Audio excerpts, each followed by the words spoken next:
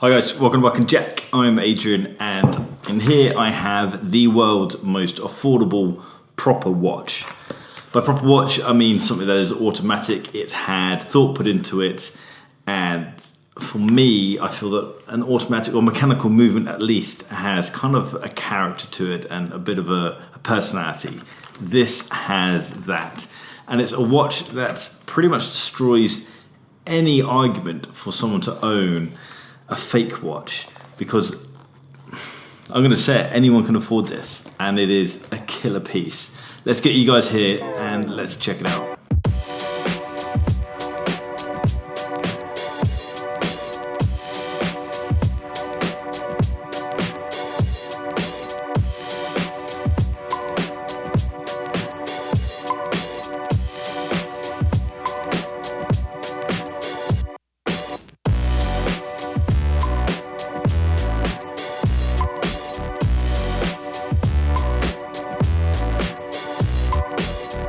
So this is it. This is my Seiko SNXS79K.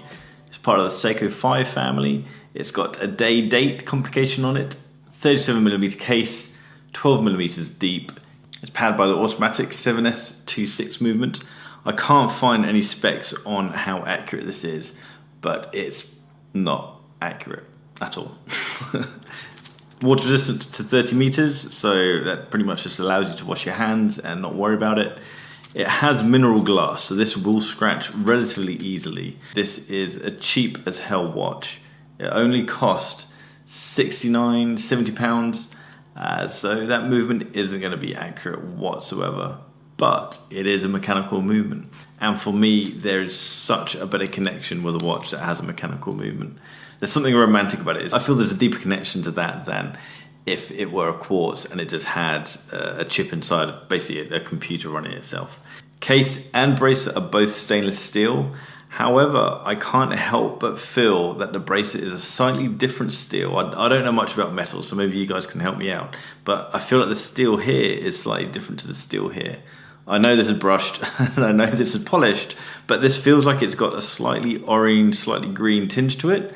This feels like it's got a more reddy, more blue tinge to it. I don't know. I don't know much about steel, whether different steels have. I kind of feel like this is more of a tin and this is steel, but that's it. It's got a simple fold over clasp. It's brushed and polished on the sides. Very standard stuff. And this bracelet kind of reminds me of IKEA furniture. The fact that it's incredible that for such a cheap price someone managed to engineer this, and it does have some clever aspects to it. For example, it's easy to locate the links that can be removed because they have arrows on them, and there's a very simple mechanism of just flicking out. It's kind of a prong mechanism, just flicking it out and then the links just come out. So that is very clever and very simple and easy to use. However, it is a piece of shit. I can't decide on the design whether it's more similar to an Explorer or whether it's more similar to a Datejust. Either way, it is a damn good looking watch for 70 quid, and there's no reason for someone to go out and buy themselves a fake Explorer or a fake Datejust because they want a good looking watch, because this is a damn good looking watch. Let's have a look at the inside.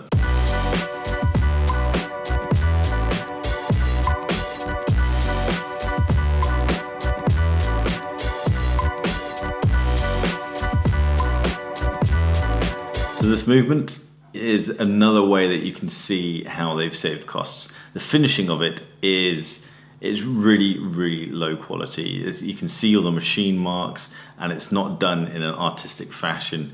They're just very raw machine marks. The rotor is very poorly finished, but it's amazing it's got a rotor. It's amazing that it all works. It's all there. How many jewels has it got? It's got 21 jewels. Shall we take the movement out?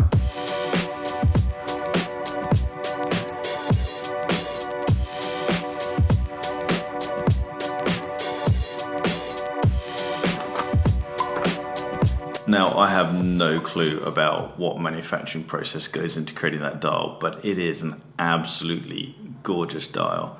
The finishing of all the lume markers, the hands and everything is really very high, but again, I don't know whether that's something to be impressed by or whether it's just a very, very simple process.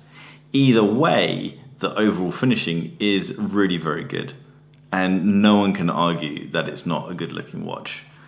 Whether it's sporty or whether you think it looks dressy, it is very versatile and it looks superb. There's a little smiley face there.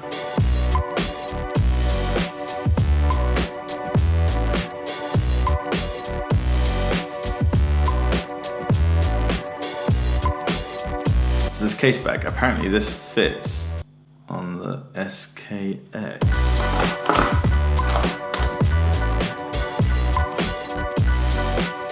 Going off a bit of a tangent, but let's just see what happens. No, that can't possibly fit.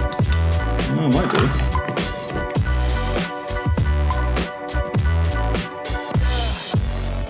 Sit here thinking of you.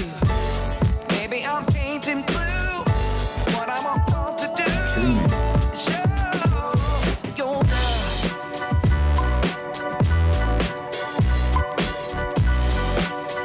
I mean, it looks a bit silly. Now let's take it off.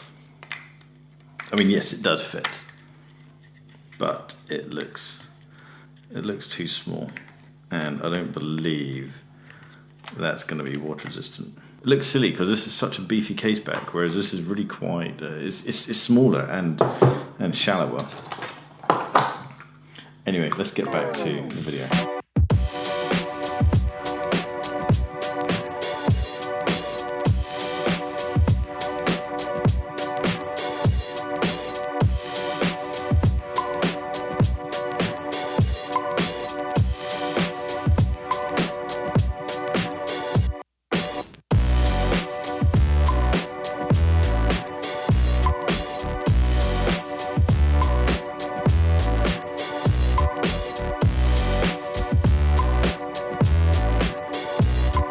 So guys, what do you think of the SNXS79K? Are you a fan? Do you think it's a piece of shit? It has to be something that could be appreciated, even on the grounding that it should stop people from buying a fake watch. Loads of people are going to say this is a shitter. And I don't like the phrase shitter. I don't think... Daniel Wellington, yes. Breitling, most of them. Hublot, yes. It's difficult because Hublot are trying to push out things that are... that is massively overpriced. Whereas this is an automatic movement. Granted, it's a low grade, very inaccurate automatic movement, but it's an automatic movement for 70 quid. That can't possibly be a shitter. Anyway guys, let me know what your thoughts are on this piece. Subscribe to the channel if you haven't subscribed already. All I do is drink coffee and talk about watches. That's a bit of a lie. I sometimes talk about other stuff. I mainly talk about watches and drink coffee. So subscribe if you haven't already, just hit that button down there. That's it. Oh, like this video and check me out on Instagram @BarkandJack. And I'll see you guys next time. Take care.